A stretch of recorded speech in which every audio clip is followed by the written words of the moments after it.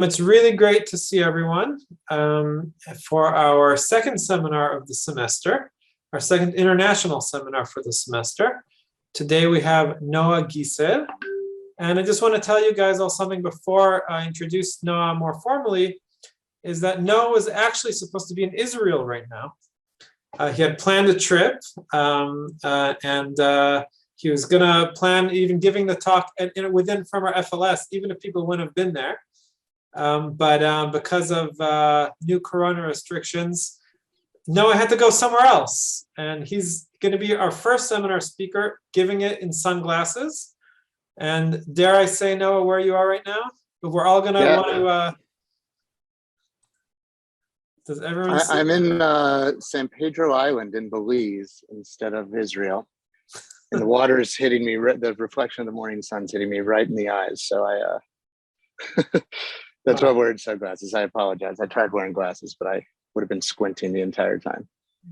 So we could actually see a little of the reflection through your sunglasses. If you look up a little, there we go. See the palm trees. That's pretty incredible. That's incredible. So this is a first for us, and it's really great. Let me introduce Noah to everybody. Noah is a microcredentials program manager at the University of Colorado Boulder. And he founded and coordinates the annual Badge Summit Conference, and he's a lecturer at the University of Colorado in Denver. He has a background as a world languages, education technologies, and digital badges consultant, and is a teacher who's passionate about helping educators and students do some pretty incredible things. He has 19 years teaching experience, teaching Spanish, English, technology, and has been recognized as the ACTFEL National Language Teacher of the Year. So he's a constant collaborator on Twitter. That's actually where we met, and a frequent blogger on medium.com. As a community organizer and a champion of digital badge credentials, something we're going to hear all about today, he co-founded Badge Chat and seeks to amplify others' efforts to change the world. He's a learner, traveler, sharer. He does lots of fun things, and I think we're going to enjoy very much. I feel like we can really use his positive energy coming from Belize today. I think it's going to be some very, very nice for us. We're, as I told him before, we're in the middle of a storm here for several days, and so seeing the palm trees and everything is actually really nice. And it's already getting dark. It's 4:20 p.m., but it's already dark outside. And so it's nice to see some get a little more sun in right now, extending our day. The topic of digital badges and micro-credentials that Noah is going to talk about might be new to a lot of people. For many of you, when you even applied to our program and you had to read an article, which we did as part of the interview, even talked a little bit about it, but it's not something that we necessarily study in our program. So this is a really nice opportunity, I think, for us to extend our horizons, learn about stuff going on in the world, which there is, from my understanding, some work in Israel on it, but not a lot. And this is a good opportunity for us to learn what's going on around the world and to see what might be relevant to ourselves, our own practices, our own institutions. And I suppose with that, I'll hand it over to Noah to take it from there. So Noah, the floor is yours. Thanks very much for joining us. And we're here. Yeah, thank you so much for that kind introduction, and thank you so much to everybody. I see, there are so many people here. This is amazing. I hope that it is worth your time and meets your needs. To that point, please do feel free to drop questions at any time into the chat. If I am slow in noticing your questions, please do feel free to just unmute yourself and interrupt me. And ask your questions. If it's something we're going to get to later on in our time together, then I'll let you know that. But otherwise, I'll answer it right then. And along those lines of just kind of meeting your needs, not knowing what you already know, not knowing what you hope to know, Yotam and I kind of thought of ahead of time of two questions that we would love for you to answer. And I believe Yotam's going to create some breakout rooms for you to quickly gather with some colleagues there in Israel to think around what do you think you already know about this topic that hopefully I will be able to confirm, validate, clarify today? And then also, just what questions do you have that you hope will, I will address and not just leave unanswered at the end of our time together. And so Yotam's going to be sending us into breakout rooms, and maybe just a 3-4 minutes, Yotam, and a chance for you to kind of discuss that. And then when he brings you back in, if somebody from your group feels comfortable to share unmuted or to just kind of drop something into the chat so that we can all see it, that would be amazing. Okay, I'm opening the rooms. Welcome back to, looks like just about everybody has popped back in now. And so before we jump right into the kind of presentation that I prepared, hoping that some brave folks are willing to unmute or put into the chat what you spoke about in your breakout rooms, about what you think you already know and or what you hope that we definitely cover today. We actually spoke between the four of us. I have to say that, like, from formal years of studying, I know a bit about digital badges and about gamification in general. But I have to say that, like, micro-credential is something new, not only for me, but for everyone in the group. So I would like to broaden my perspective and understand better about this specific topic. Hi, my name is Renana. I'm a first-year student. I'm a gymnastic teacher, and we have this kind of platform they call the Hive in Kaveret. And there is a lot of little micro-accreditation, little ishtalmuyot, I don't know how you say it in English. And you have to like select 10 different small seminars to gain the 30 points to end this. When you have to every year to learn 30 hours, so every program is 3 hours, and like that you collect from any kind of from English, math, science, gymnastic, so I think this is what it means, that you like collect small, and it's all digital. It's all self-learning. It's online. You don't see the person you are, and this is how you learn. So I hope Thanks so much for that to both of you. And is anyone else able to share? Shira, thank you for dropping that into the chat. We will definitely cover that. Anything else that we think we know or want to just make sure that we put out there to hopefully cover?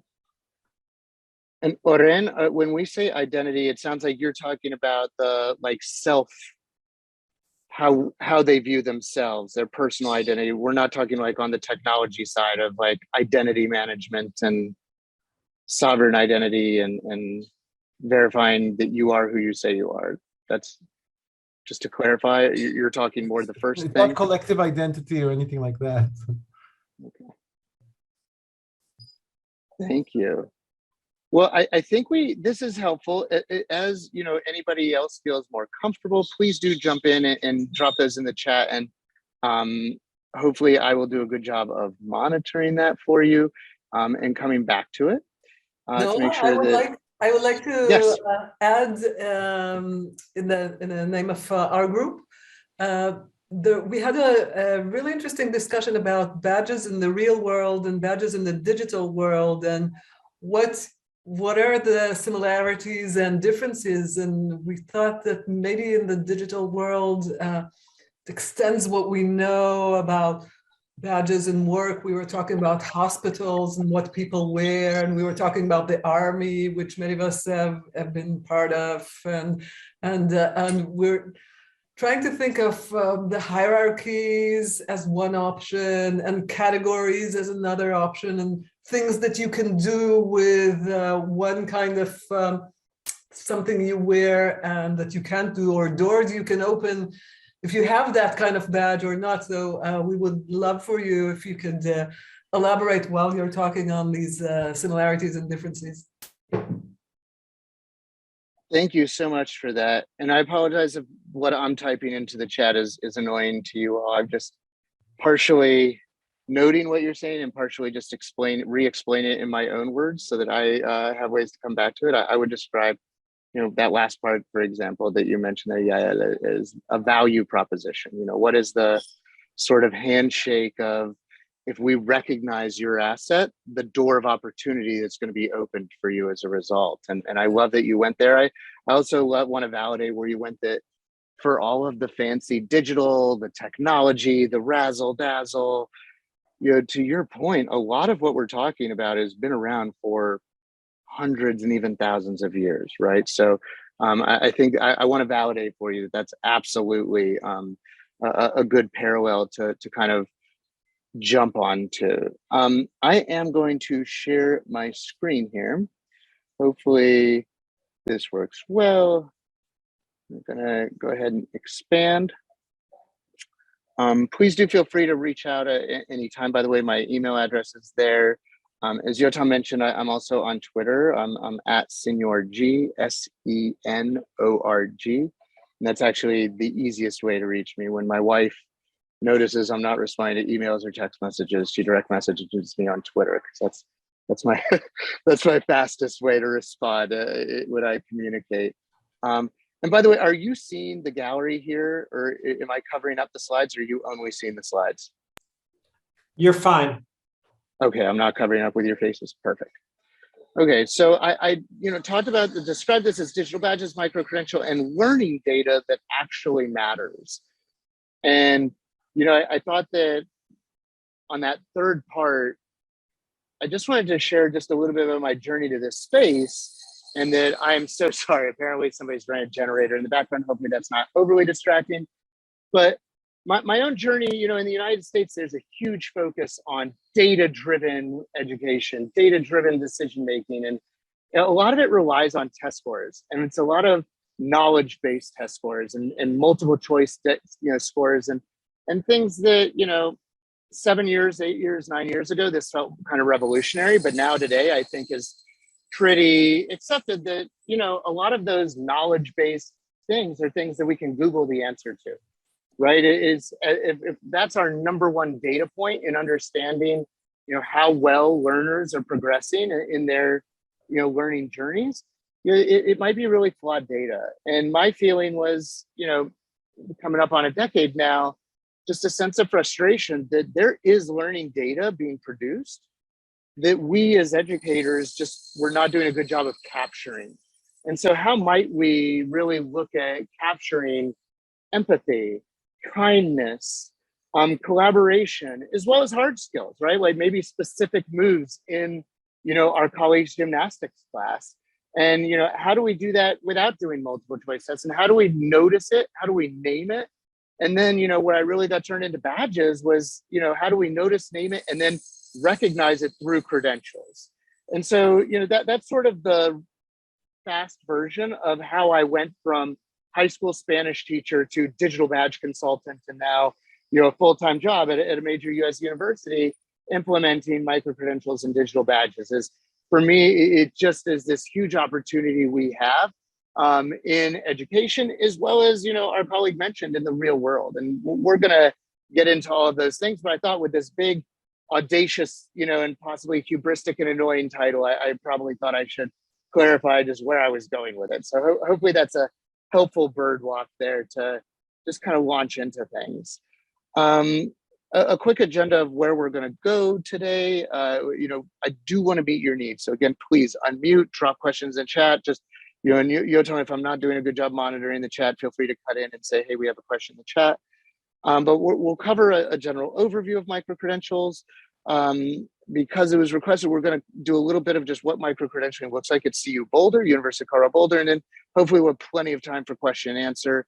And I guess, just on a housekeeping thing, again, ask questions anytime. Also, if I'm speaking too quickly, if I say something that you would like me to say, hey, can you say that again, but in a different words? I'm at your service. I'm not here for my ego. I'm here for you.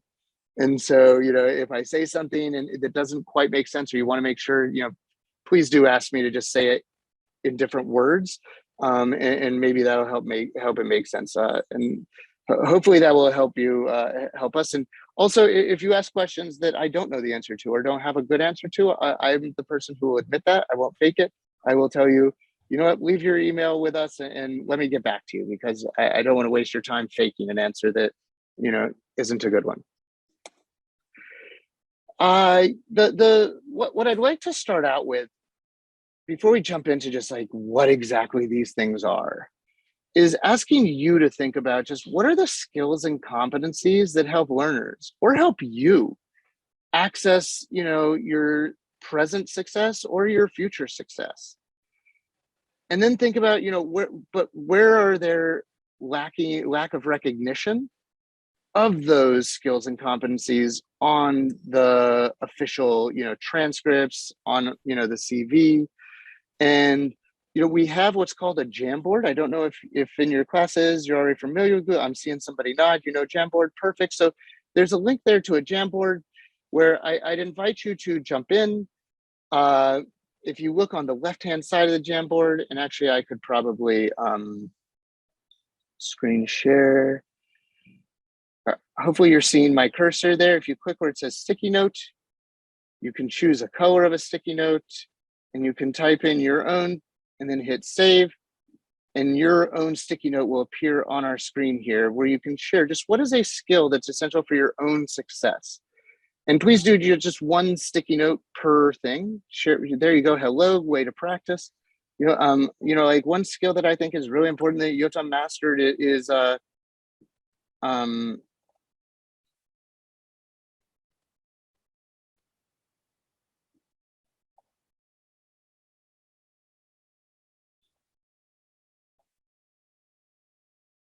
I think that's a really important skill. Accurate calendar invites across time zones. And after you put your sticky note, please do just drag it off, because they're all going to populate right here. Oh, determination. Thank you for that, whoever did that. We'll take just 2 minutes. Oh my God, I love that. Believing in yourself. Yes.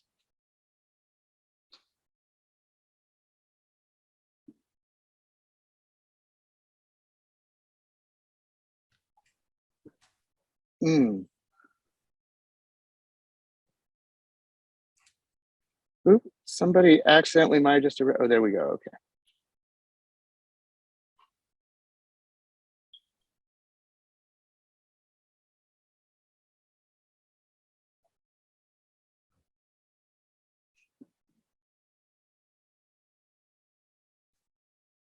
Oh, imagination. That's so cool. Time organization for sure.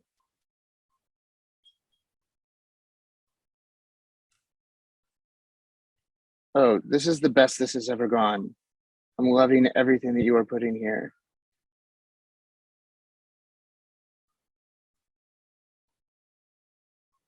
Oh, yes, knowing how to ask help. Like, what if we knew before we hired people if they were willing to ask for help? Flexibility, yes. I love all of these. Feel free to keep these going. But I think what you've done here, just in under 120 seconds, is collectively we're really recognizing that our traditional education to do fun, yes. I mean, to the ability to instill joy is such an important skill, right? It's one of those intangibles.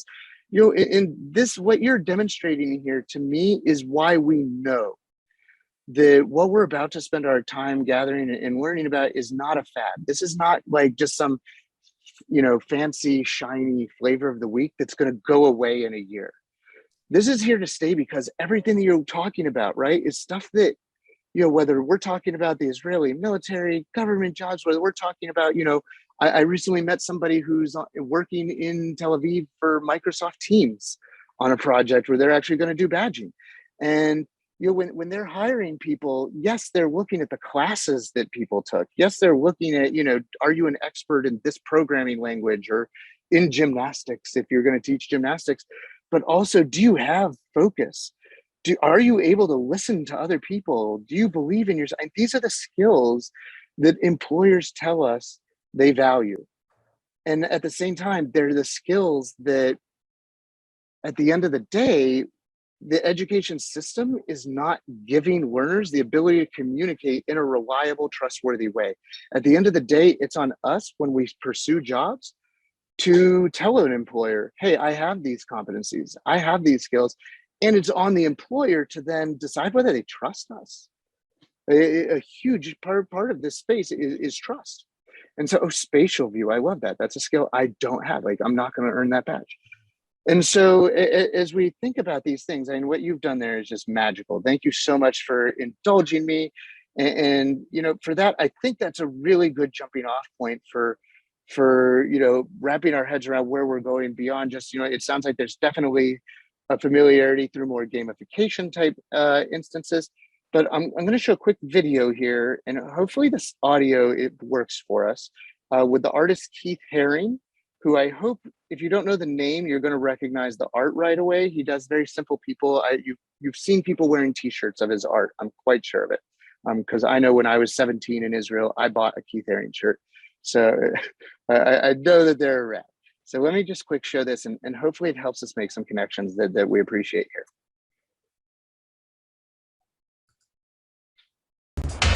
I just by accident noticed the first empty black panel in the subway because I was riding the subway almost every day to go to work. And I saw this empty black panel, and immediately it sort of flashed in my head that it's the perfect place to draw. But not for the New York City Police Department. Haring was arrested for criminal mischief. But nothing could stop Haring from drawing all over the city. His images started to appear everywhere. And hopefully you recognize that that drawing on the t-shirt or the style. Just using your reaction emoji, can I get a thumbs up if you're noticing this artist and you're aware that he's super famous? I'm seeing a couple thumbs ups. I'm seeing some real thumbs up, not just emojis. Awesome. And so my next question for us is just, not what we want. Like, what's the point? Like, what does that 40 seconds of video mean? Like, what does it mean to Keith Haring? What does it mean to you? What does it mean to the people you served? This sort of very quick vignette from early on in his career of noticing something that nobody else had noticed, doing something about it, and not getting famous for it, getting arrested. Like, what's our takeaway from that? Now I'm going to look at the chat here. I see there's some stuff in the chat.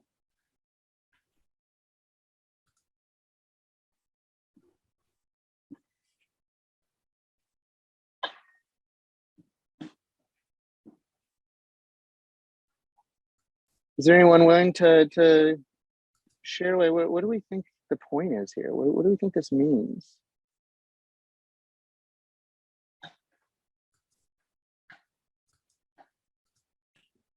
Maybe it's something about the symbolism. Symbolism. Yeah. Mm-hmm. That he uses his art in order to say what he means, using symbols that everybody knows. Or maybe something radical become to be mainstream. Simplicity. Fame. How the radical stuff become to be mainstream, but is also become to be a language. They are develop languages that now we use it daily.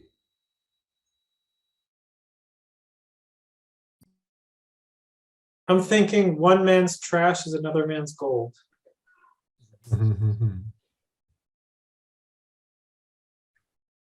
Thank you so much for being to all the 6 or so folks who were brave and shared with us there. I'm going to continue on, and we're going to express just a little bit more deeply. But first, we're going to watch one more section from later on in this same documentary. But the miraculous thing that he did is that he painted a frieze around the gallery, but the speed with which he did it, and the assurance, without thinking for a moment, or seemingly not thinking for a moment, was just an amazing spectacle. With formal recognition from the art world and continuous media attention, Haring became a star. At a certain point, it was almost like it was bigger than I was, where I was sort of almost riding it like a horse or something, or trying to guide it or steer it in a direction, but at the same time that it was taking me. Andy Warhol became fascinated with the Haring phenomenon and befriended the young artist. In 1986, Haring followed Warhol into the world of commercial art when he was commissioned to do an advertisement for Absolute Vodka.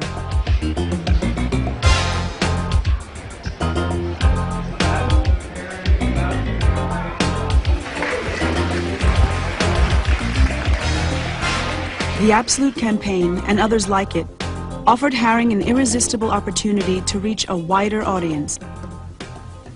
I think that there's a lot of information that's really important to be passed on to people, and that if it's done in a way that's interesting or is good quality, then it makes people even more interested in the thing that they're. I'm seeing some people nodding. I'm guessing that people are kind of making the connections here, you know, and for me, what leapt out there, the line that made me want to use this video was where she says, recognition from the art world, right? And because at the end of the day, that's really the difference between the first video and the second video, right? His art didn't change. His belief in his art, his approach to his art, why he was doing it did not change. In the first video, he didn't have formal recognition from the art world, from society. He was a vandal. He was damaging property, right? Fast forward, he has recognition. And all of a sudden, you know, the difference is now, you know, the way there was just an exhibit in Denver that came through where they had cut a cinder block wall out of a building in New York in order to ship it around the country. You know, it wasn't vandalism. It was extremely valuable art. Right. And the only thing that was different was the recognition, our perception of it, which really, I think, resonates with what some of you said. But the miraculous thing that he did. I apologize. There we go. There's a British podcaster called George the Poet, which if you haven't listened to his podcast, it is completely next world creative. And he had a quote that just really stuck with me, where he said, knowledge isn't knowledge until it's acknowledged. And that to me is, you know, similar to this idea of recognition that, you know, with Keith Haring, you know, with a lot of times our students, when we go back to that Jamboard, all those sticky notes that you were just, you know, adding there, you know, your ability to have fun, resilience, your ability to listen actively to other people, you know, these are things that we're doing them. But oftentimes, you know, they don't actually matter until somebody else who's official recognizes it. Right. And that to me is hopefully setting the stage for where we're about to go with micro credentials and badges. So I'll stop being the annoying teacherly kind of philosophical person and more dive into just the meat and potatoes of why you probably showed up today. And you know, so, you know, one thing that I want to just start out clarifying is, you know, depending on who you talk to, you will see these two words used interchangeably. So there are people who are going to use micro credentials and badges as the same thing.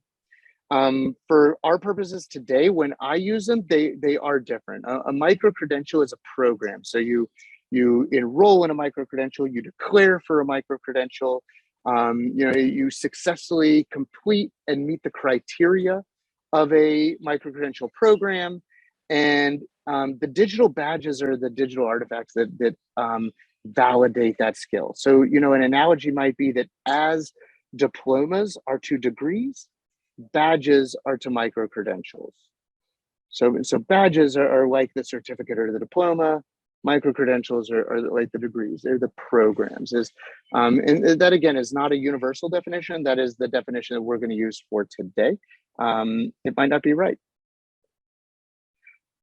You know, I think a really important question to start out with is just, well, why?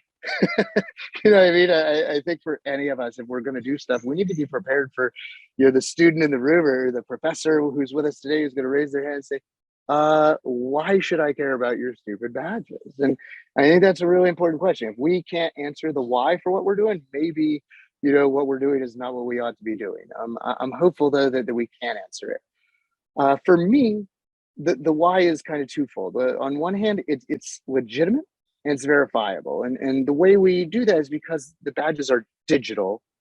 It gives us this kind of transformative ability that we don't just have with you're printing out a paper certificate of achievement, or even somebody referenced in the military, that your uniform or the patches on your uniform, communicate something. And while it would probably be a really bad idea to go to the secondhand store and steal a patch and sew it onto your own uniform, that probably doesn't end well for you. You can do it. But with the digital credentials, there are security features to where we know that it is what you say it is. It's not just something that you photoshopped and made pretty and made it look like it was from the University of Haifa. It is from the University of Haifa. When you apply for a job at Microsoft, they can click on it and it does. We won't get into the fancy technical stuff, but essentially it calls the system on the University of Haifa, and the University of Haifa returns and says, "Ding ding, yes, like this is legit. We did issue this." And so it's legitimate. It's verifiable.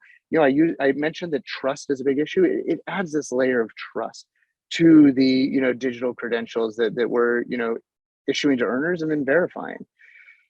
But for me, the really powerful thing is that it enables a degree of not just recognition, but storytelling. When we confer a diploma on somebody, when somebody finishes a master's degree or certificate in educational technology, we're giving them this piece of paper, and oftentimes the only story they have to go with that is the transcript of what the names of the courses they took, what grades they got, and maybe their attendance rates or something like that. With our digital badge credentials, we have the ability to actually leverage what's called metadata. So there's a picture on the front of the badge, but there's also this giant story that we can choose to tell on the inside of the badge. So we can include not just the name, but a description. This is what this program was about. This was the criteria that somebody had to meet in order to earn it, right? So, I think about, in my wallet, I have a first aid and CPR, card from the American Red Cross, or in Israel, the Mogan David, right? And we know that if I earned that, it's because I passed a test. I attended a class, I passed a test, I demonstrated that I could sustain chest compressions for 60 seconds. But we know that if we've done it. Not everybody knows that. And so if they're looking at the card, all they know is that the American Red Cross has said he knows CPR, he knows first aid, but we don't know what that means. If you imagine if it was a digital badge, we could actually articulate. He had to assess a situation to see if it was safe. He had to pass this 10-question test. And in front of a instructor, he had to, do 60 seconds of sustained chest compressions. And then what's really cool, you see down here at the bottom, evidence URL. We can actually then link to a video of me doing 60 seconds of chest compression. So nobody has to take the Red Cross's word for it that I, met the criteria. They can actually see my learning artifact that shows how I went about meeting the criteria. And so you don't have to include that. In my opinion, it's a best practice to do so, and to not do so is a huge miss of just how this is just transformative and different than everything that's come before it. If you're not doing this stuff with this powerful metadata, at the end of the day, you are probably doing something that is just a kind of sexy digital version of what you would have been doing, on fancy paper from the university bookstore. Which is okay. You can do that. It's just in my mind, it's passing up an awesome opportunity. But there's not necessarily a right or wrong way. And I do want to just call out the quick credit at Brian M. Mathers is his Twitter handle. Brian with a Y is the artist who did this visual thinkery, is what he calls it. So I definitely want to cite my source there. To take it from the conceptually abstract to the concrete, one of the ways that this can look is, so, you click on a badge. So if I were to share my bow tie tightly badge, you would see this graphic and that's all you'd see. But then you'd click on it and you would see, okay, here's the title. Here's the description of it. You can click here to verify it. You can see it was offered by this individual. In your cases at the University of Haifa, it's probably going to say issued by the University of Haifa or a specific department or unit within the university. And then it actually says, like, how did somebody do this? How do we set, one of the things about this, just like, in the military with your badge, your patches, there's not a B minus, right? There's no C pluses. It is you've done this or you have not yet done this, right? And so what was the criteria that somebody had to meet? You know, we can offer, you know, some actual kind of context. And what's really cool is we can point to an alignment with internal or external standards. So we can say, you know, we're not necessarily going to say this person is an expert in, you know, this particular set of standards. So, you know, that for going back to our colleague who's the gymnastics instructor, maybe the, you know, Israeli Olympic Commission has standards in gymnastics, you know, that you have to do even to be able to, you know, try out for the national team. And so there might be certain, you know, micro credentials that are, you know, learners can engage in where we can align to those standards. And we'll get into this later, but what's really cool about that is we can embed that story in the credential in a way for, you know, people to see it, but also what's coming in well, it's not coming in the near future. It exists today, but when it's coming from people actually taking advantage of it in the very near future is that we're able to do that in a machine readable way. So, you know, just picture a not too distant future where on Indeed.com, on LinkedIn, you know, when employers are looking for people, you know, they're not just putting a job out there, they're actually going to be able to do reverse searches for competencies that people have been credentialed in. And we'll talk more about that shortly. If that just made no sense at all, feel free to just like earmuffs and we can come back to it if that's a little too complicated too soon. You know, I shared this from a thing I did. I work in the University Registrar's Office, and our National Registrars Association is called ACRO. I should know what it stands for, being that I work there, but I'm blanking on the title at this moment, so I apologize. But they had this report that they put out where they said, you know, something from this report was that for, you know, people working in registrars and enrollment management offices is they want tangible recognition of their professional development and training accomplishments in ways that are going to help develop their career advancement. And so what I loved about this is, you know, if you take this back to the, you know, keepers of the record at your university, you know, this is a way of telling them, hey, your professional association is saying that your own employees want this. They want recognition of their accomplishments that are going to help their career advancement, right? And so going back to that Jamboard we did where you shared all the things that are essential to our success, your workers want to earn recognition. They want to earn credentials in those skills so they can show those credentials to an audience of, you know, hopefully future, you know, hiring managers. So I decided to include that for that purposes. You know, again, if what I was saying was way complicated, if you want to just zoom down to something that makes it just hopefully a little bit more accessible, at the end of the day, what we're talking about is that it's recognition of what learners know and can do. And then we're equipping them as the system with the ability to demonstrate what they know and can do to future employers, to their admissions departments if they're applying to grad school. And we're doing it in a way that is trusted, that's verifiable, and that has already been validated by people who should be trusted like us, right?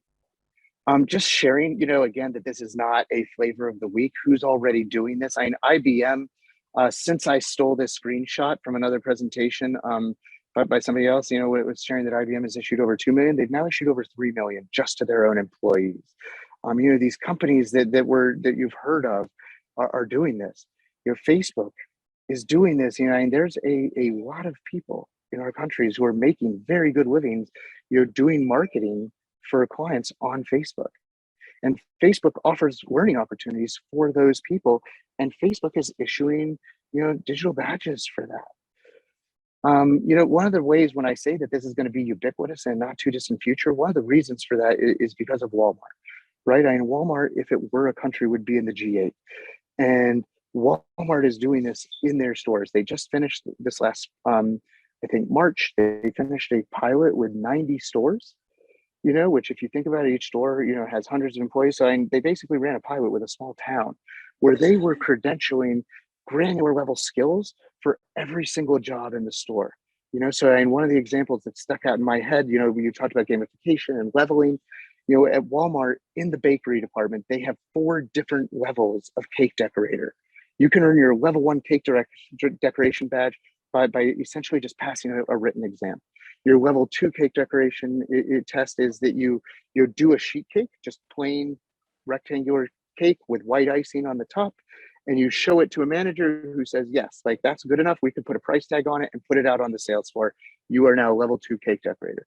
Level 3, you can do pretty much all of the fancy cake decorations that we offer our clients here at Walmart. And level 4, you are a wedding cake decorator, right? And then, like, in my mind, if you think about that, like, you might with each of these be getting a 25-cent raise inside of Walmart. But if you've been credentialed by Walmart, then you know how to do wedding cake decoration. Like, for you and your family, that might be economic mobility that otherwise is not accessible to you. You have this skill, but you don't have the ability to communicate this skill outside. But all of a sudden, Walmart is because you earn it, Walmart is giving that to you. So, and somebody said that one of the things they hoped we'd address today is equity.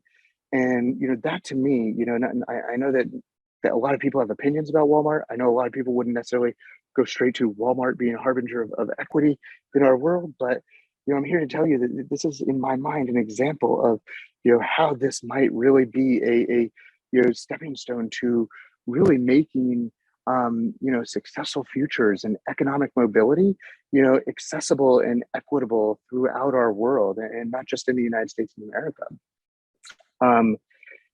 Some of you may be familiar with the Open University out of the UK. I saw this is a screenshot where they shared some of the work that they did just during the first 3 months of the pandemic, to give you an idea of the not just breadth of what people are offering in the space of micro-credentials and digital badges, but also the level of interest, right? I mean, this was just during the first few months of the pandemic. You can see, just everything from cybersecurity to understanding autism. And again, these are MOOCs, by the way. So when they're saying that 21,814 badges were issued, you got to figure that's of the 5% of the people who actually completed the MOOC, not just signed up for it, right? And so, there's just huge interest here. FedEx, the shipping company, their head of learning was sharing that, in 1973, I think was the year when the fax machine came out, conventional wisdom, just like conventional wisdom that Keith Haring was a criminal vandal, conventional wisdom that the fax machine was going to put FedEx out of business, right? And if you real quick, open up a new window and look up FedEx stock price, growth from 1973 to the present, you will see that, the people who didn't have the hubris, and said, what if we're wrong about this? And instead bought a share of FedEx stock, that they look like, stock market geniuses today. So, going back to that question, just why should we care? In my mind, the reason we care is because this is the future. And really, to me, this is going to be ubiquitous. And, the kind of design question or opportunity for us is, do we want to be on the bleeding edge of this?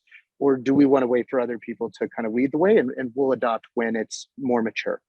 But to me, those are kind of the two questions. This is going to be ubiquitous. And, I've bet the last 10 years of my career on it, and every step of the way, I just, gain even more confidence about that. And one final thing before we dive into just kind of nuts and bolts stuff is at this big ASU GSV conference, the Arizona State conference. It's basically for ed tech venture capitalists. A presenter from Google Cloud shared this slide, and they were talking about Google Cloud. Their presentation wasn't even about micro credentials, but they did have one slide about it where they were talking. And Google has as much data about all things as anybody, right? And so Google's data is telling them this is not a $1 billion market. This is a $1 trillion market. So again, it's at our own peril. Anybody who's not going down this route is going to be forced to either play catch up or, kind of go to the graveyard holding on to their rotary dial phone. Some stuff that I want to kind of just touch on some kind of high levels that this one I really quickly added in actually when somebody brought up gamification.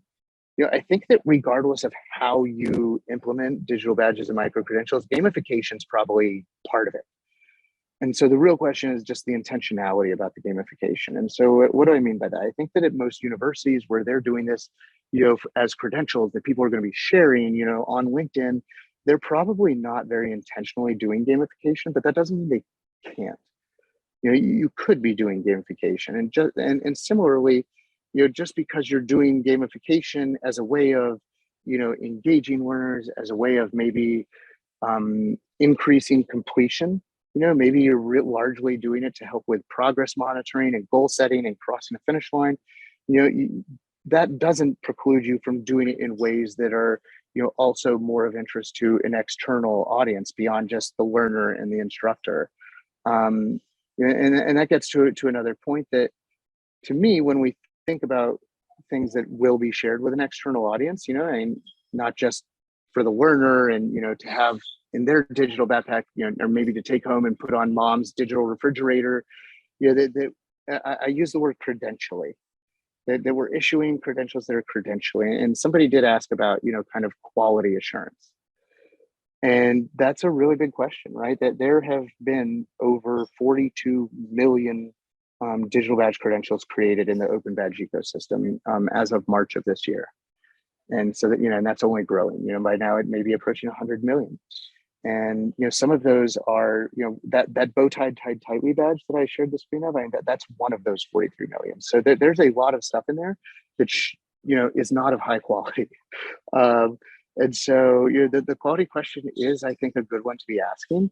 And, it's not a new one, right? There are correspondence universities, where I can, just get a degree through the mail in, in Jewish ministry, right? Where I'm just paying money and somebody mails me a certificate, and yet that has not devalued the ecosystem of trusted university degrees. And so it's not a new problem we're facing. And I really think that when we create credentials that are credentially, and feel free to force me to clarify that if that's not making sense to you, I think what we'll do a good job of doing is fostering an ecosystem where the stuff that's most meaningful is going to filter to the top, and the stuff that's not won't. And so I really have a lot of confidence that it's probably a misallocation of resources to worry too much about the quality question, because I think the quality question is going to sort itself out. Stuff that's not high quality, people aren't going to value. And sort of like I did with this presentation, I think it's really important that you start with the why. If you're going to engage this, just assume that there's a student who, if they're not bold enough to raise their hand, say, why should I care? In their head, they're asking, why should I care? And have a really good answer for that. And then the next really important question is to think about who else needs to care. So that student who just raised their hand, they need to care. Who else needs to care, and why do they need to care? Because that's going to help you as a designer create something that is, proactively addressing that need, right? And so in my case at University of Colorado Boulder, I'm asking, when somebody from the College of Music proposes a new micro-credential, one of the things that I'm asking them is, where are they going to use this? Who are they going to show this to when they're applying for a job down the road? And what aspects of this program is that employer going to care about? So we can really highlight those. Basically, how might we use our credentials to kind of, pre-populate the first couple paragraphs of our students' cover letter for them. And then, I think another kind of key recommendation is to think about the connections to access, to equity, to algorithms, right? I mentioned that that your badges, if they are what are called open badges, they're going to be searchable. If anybody wants to go on credentialengine.org, and if the first person who does that would be really kind and drop the link to it into the chat so that everybody else can visit, you can play around on there and see where you can right now today, this is not futuristic stuff, today, you can search for what are credentials out there, what are skills frameworks out there that are already published that align to real-time jobs that might require those skills. And so, I think that on one hand, it feels maybe awkward for us, especially if we're humanities educators, to think about algorithms. But, if we don't do that, we are, in a sense, denying our learners the, some opportunities, some competitive advantages that would otherwise be there for them. I feel like I've probably am going a little bit slow, so I'm going to speed up just a little bit on a couple of things. And just, again, I shared micro-credentials and badges are two different things for us. I stole this from University of Buffalo because I just think the way that they market theirs is the gold standard. And so at the University of Buffalo, this is how they're defining a micro-credential. And then again, the badge is what you earn upon successful completion of the micro-credential. And, I just, one thing that I will say for people who are wondering, if this is confusing for people, ignore what I'm about to say. But at University of Colorado Boulder, we're allowing people to propose micro-credential programs in which a learner can earn more than one digital badge. So it is possible. It doesn't necessarily need to be one micro-credential, one badge. It could be, multiple if you want to go more granular. So getting into how we're doing it at my university, we are saying that any unit on campus can propose. So facility management can propose a micro-credential that they want to make available to janitors and bus drivers and landscapers. But also, academic divisions, the College of Music, that they are able to propose. And the three-legged stool that my office really stands on when they say, what are you looking for? We have a framework that we want it to be consistent with that framework. We want it to be meaningful, and we want it to be worthy of our brand. At the end of the day, this has University of Colorado Boulder on the graphic, and we need to be able to stand behind it as a brand. So it's really important to us is what you're really talking about. A series of workshops that you're kind of doing as a revenue generating thing to sell to professionals in the community. And for them, it's just about, they pay their money, they show up, they successfully exhale shortly after inhaling. Congratulations, you get a badge. That there's lots of programs that do that. In our office, we're discouraging that because, that's going to kind of water down the meaningfulness and the trustworthiness of our credentials.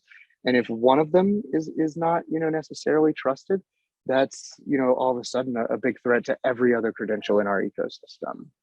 And maybe I should pause there because I've just covered a ton. I went slow and then I went fast. So are there any other,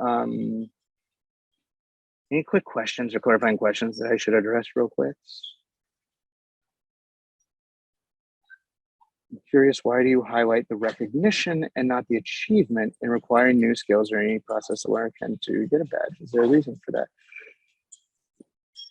That's a really good question. I maybe my gut says that maybe that's just, I explained it poorly, because I do think you can do it for the achievement. So I've really focused on skills. I've focused on competencies. I think you could do it as an achievement. Maybe there's a big conference that they do in educational technology every year in Israel, or for example, in the United States, there's a conference called ISTE. There's another conference called EDUCAUSE. And, it's kind of a big deal to get your session accepted and to present as a presenter there. And so, that's an accomplishment. And so they do issue digital badges to their speakers where you can say, I earned a digital badge because I was a speaker at this conference. And so you could totally do that, Ziv, to answer that question. Oh, or if I understand where you're going there, I really like where you're going. I think that's really, I think that, one of the predictable sort of resistance spaces is in the liberal arts. I think that in the humanities, a lot of academics are going to see, certain things as a threat. They're going to say, wait, are they trying to replace grades? Wait, are they trying to, are they trying to put cement around my feet and make me say, these are the concrete learning objectives in this really important class on, English, but it's really about, literature, but it's really about critical thinking. And, I think that the, more forward-looking and opportunistic and entrepreneurial even academics are going to view it as an opportunity. That right now, the only thing they have that tells the story of that critical thinking is the grade and their word for it. This is an opportunity to put that with skills. I really love that, Oren. Please do keep questions, clarifications coming as you have them.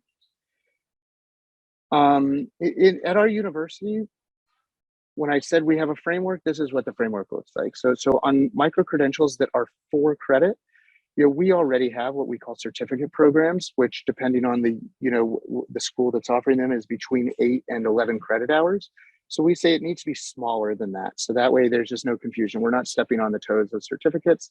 We say that it cannot be a single course. The course is already on the transcript. So it's not take a course, earn a badge. We wanted to avoid that. So it needs to be bigger than a single course credit, but it doesn't necessarily need to be 2 or more courses. It could be 1 course plus something else. And, there's a really cool example of that right now where there's a course on, kind of an introductory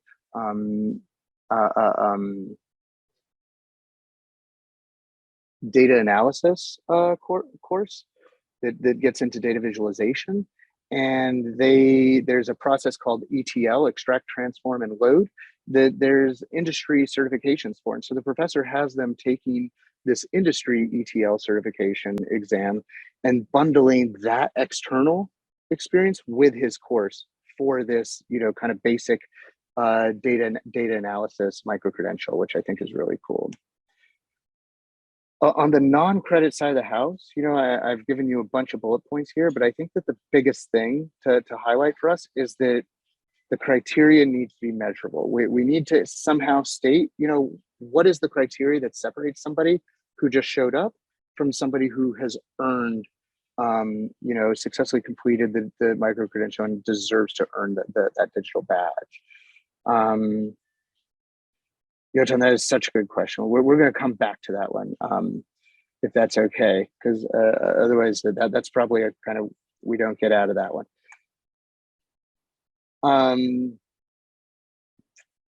For us, again, like what makes it consistent, when people are coming to me with proposals, what helps me help them, to submit a proposal that has a high, kind of certainty that it's going to get approved, versus something where I'm maybe having a different conversation with them of, is this really what you want?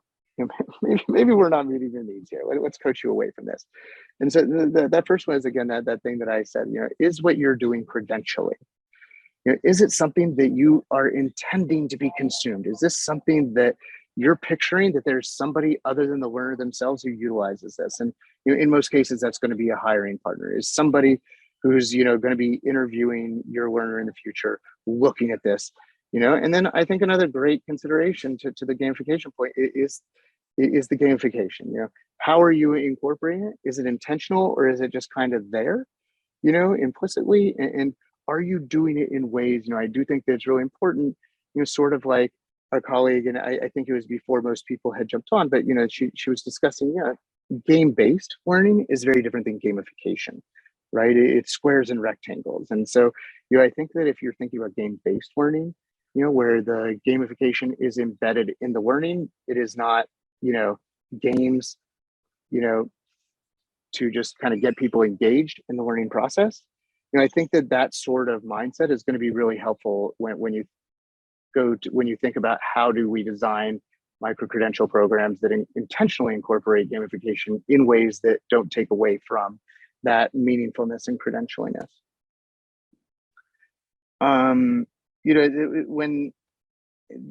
This is kind of redundant to what I already said, but again, this is one of my biggest questions that I'm asking my stakeholders. Who's the audience of this and what do they care about? Because sometimes when, they do the proposal the first time, their criteria that they say is, oh, they need to attend at least 7 out of 10 sessions, or they need to, get 80% or higher on, a certain number of quizzes. And, the question is, well, when you think about the, person who's hiring for this, who's going to look at this, do they care about what grade they got? Or do they care that they demonstrated certain skills? Or do they care that they realized a certain accomplishment? I apologize if that is way too loud. Hopefully it'll stop again soon.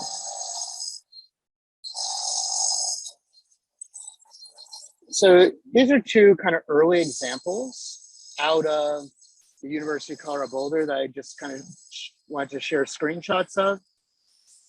So you can see that, we're putting the University of Colorado Boulder name on it. We're putting the, kind of unit that is offering the micro-credential on it. We're able to give a description of just what is this program? There's right here with our vendor that we use, there's the opportunity to click on additional details. And so what we do is, hey, College of Music, we encourage you to have a website for your arts administration micro-credential program. And so that way, if anybody sees the badge, they can actually click on this link for additional details, and it's going to go to their webpage for that. These skills tags, something that's really cool about those is the vendor that we use is scraping real-time job data, like real-time job postings. And so somebody can click on contract negotiation. They can click on any of these skills here, and it's going to bring up real-time jobs by geography, by job title, by salary range. So they can the learner gets a sense of like, what are the jobs that are out there that I might not have even heard of, that are where I live, that are open today. Like right now, these are real jobs. And look at that salary. My God, wow, maybe I don't even need to graduate. But clearly I have skills they're looking for. I'm going to apply for this job right now using my credentials. So again, that's how we can use the metadata in some pretty powerful ways. And that skills tagging piece is, in addition to that standards, alignment that I mentioned, in addition to the evidence artifacts that we mentioned. So again, when we get to that transformative nature of how these digital credentials are just so much more than a digital, version of a printout, hopefully that stuff is starting to make sense. And that's, I think, where I want to kind of stop screen sharing and more get into kind of your questions and your wonderings.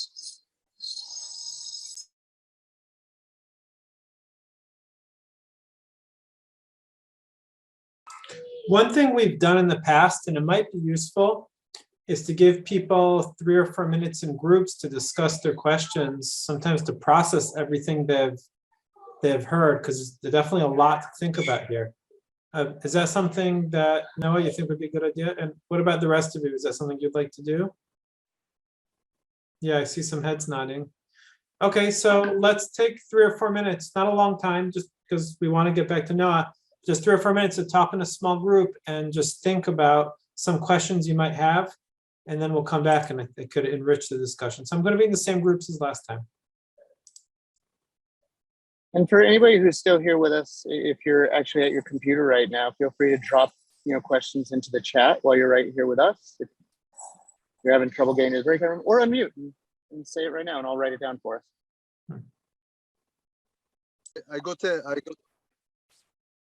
Was throwing out because I got a incoming call. What you say? Eyal, 1 sec. Wait till everyone comes back and then ask the question or make your comment so everyone can hear it. I think it's a good one. Yeah, it looks like we're at everybody. At the first breakout room, at the entry of the session, one of the girls spoke about it. So it's become popular, and of course in MOOCs, that's the places I am familiar. That you can take several MOOCs and then make like a micro degree or something like that, right?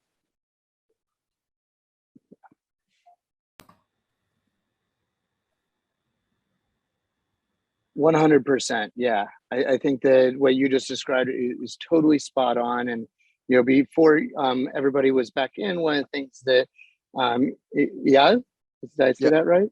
Yeah. One of the things was pointing out is in K-12 and teacher certification, you have to get continuing ed, right? You have to get 30 hours every couple of years in order to renew your license. And at least in the United States, that means that I go to a conference. At the end of a session, I have to go up and have the presenter sign that I was in the room for an hour, and after I get 30 of those, I can turn them into the state and they renew my license. And can we just be honest? Even though we're recording, can we just be honest? Like, that's dumb, right? Like that, all that means is I was there. I could have been texting, I could have been playing Candy Crush in the back of the room the entire time. And I just renewed my license, to the state uses to say I should be in front of, a bunch of young minds shaping our future, right? What if instead, to his point, we were able to actually credential that, right? And what about for the really exceptional educator where they don't need 30 hours, right? Let's not make it about seat time. Let's make it about the accomplishment. Let's make it about the skills. Let's make it about the competencies that actually are going to matter. So I'd 100% validate that. If I jump in again, they have to do some assignments for that. It's not just for the listening or for the being in the class, but rather they need to do an assignment or a test or things like that. So they get also insurance of the knowledge and not only for being there and, staying at the conference or whatever. And sorry, I should clarify, I'm always speaking from my own experience in the United States and in the state of Colorado. The Colorado Department of Education is doing it in ways that I have no problem calling out as being not effective. Please do continue to share stuff that came up in your rooms. But one question that was already in the chat. Oh, go ahead. We actually had a question. We wanted to know, how does the usage of micro-confidential and badges changes the perception of the students on learning?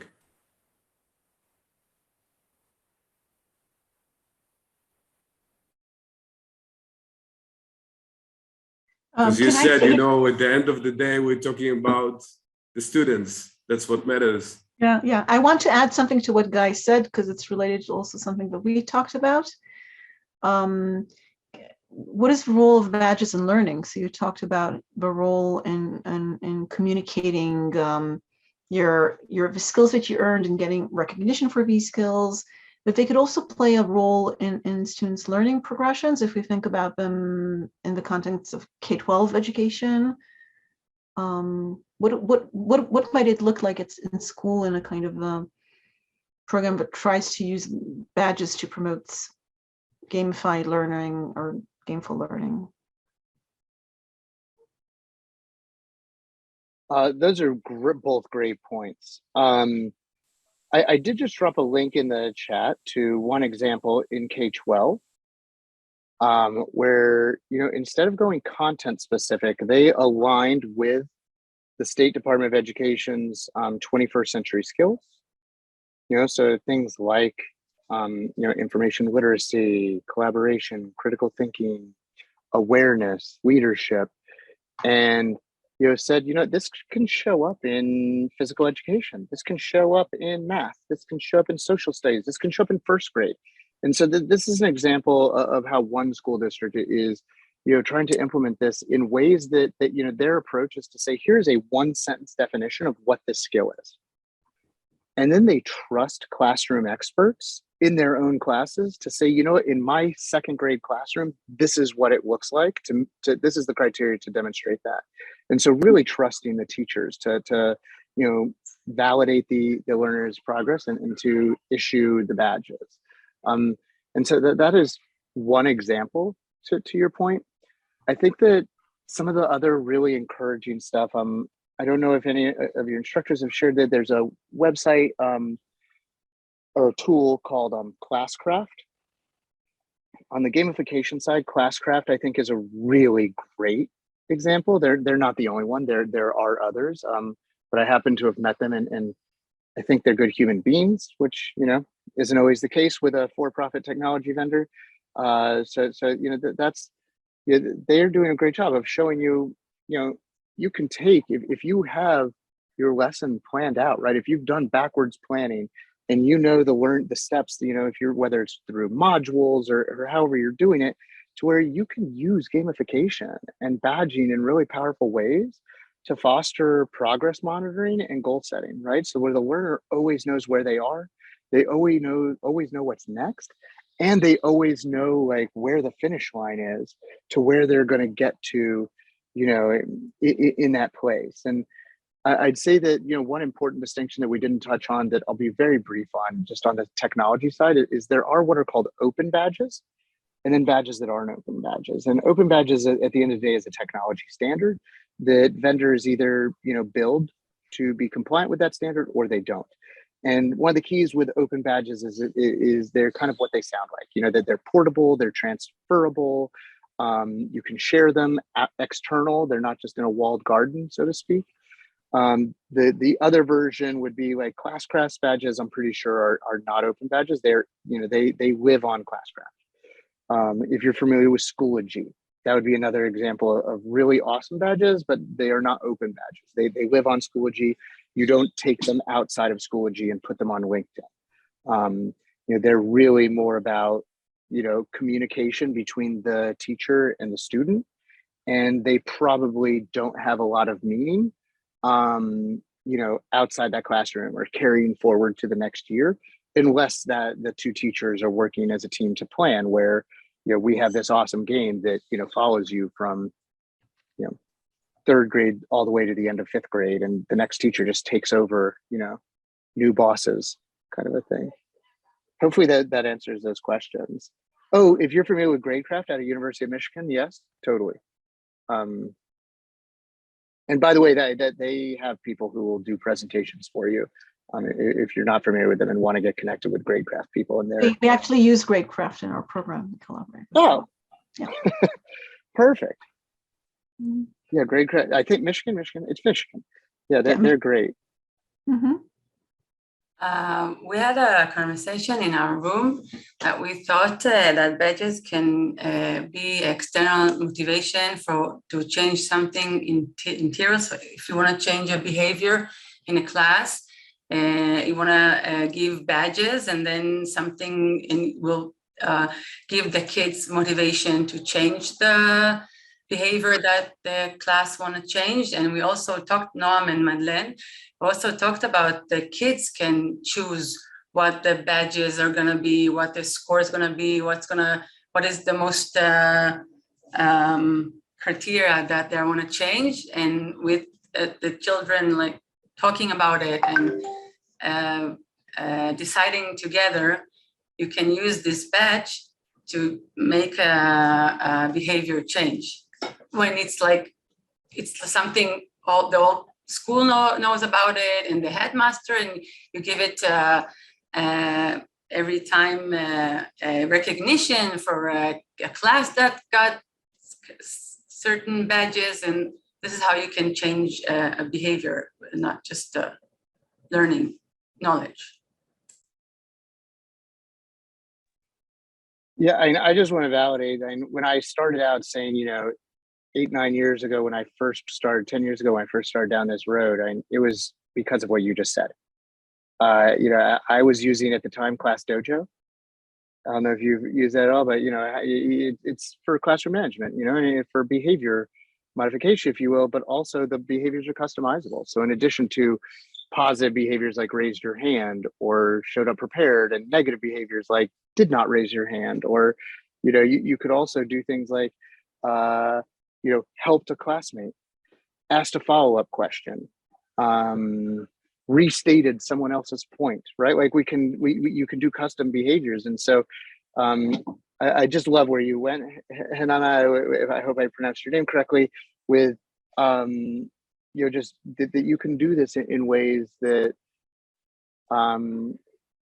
any way that makes sense to you, I guess, is really the short version, right? Whatever feels right to you and your students is right.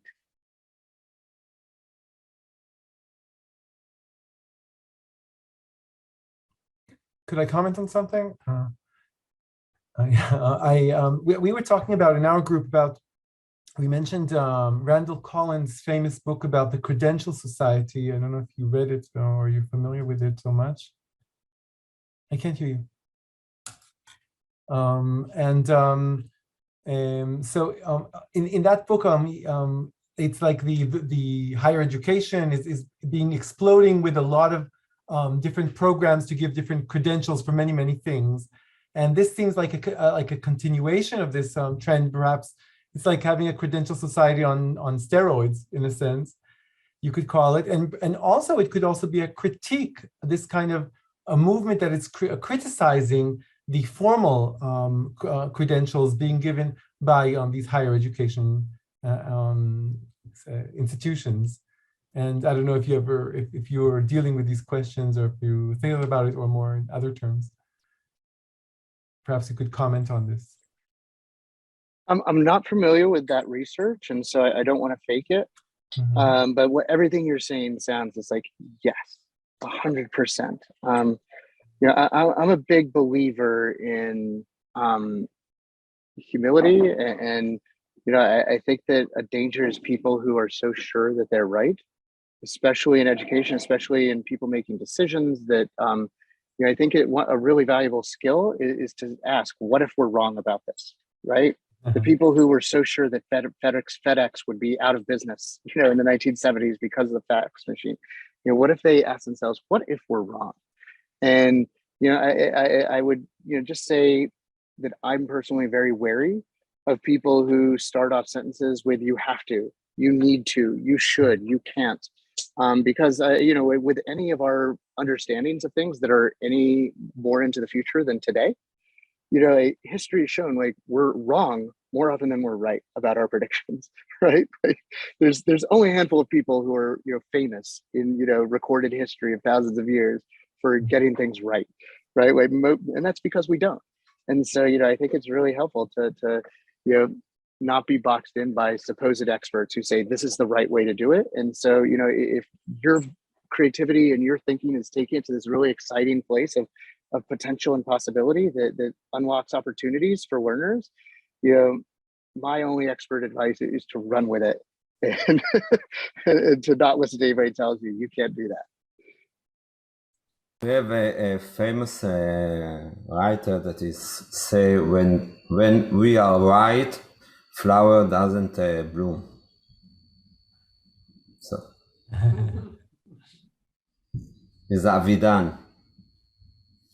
So it's exactly about what you say, that to be right is not good for to share knowledge. That's nice. I think we're going to have to leave it there. Noah, you have really opened our minds to a lot of new ideas. We are a little bit upset that you couldn't do it from Israel, a little jealous that you're doing it from Belize. But in any case, it's been very nice to have you here. I think you opened up a new discourse, for many people, new ways to think, and or extended our thinking in a really nice way. So this is our way of generally saying thank you. So if we can all just give Noah a round of applause or a wave, and I guess that's where we're going to leave it for today. So again, thanks very much. And good night, everyone. Thank you. Good night. It's been a huge honor and a pleasure to be with you. Thank you. Thank you so much. This was so interesting, Noah. Yes. Enjoy Belize. Yeah, we really enjoyed it. And I hope you enjoy your vacation and continue enjoying your vacation.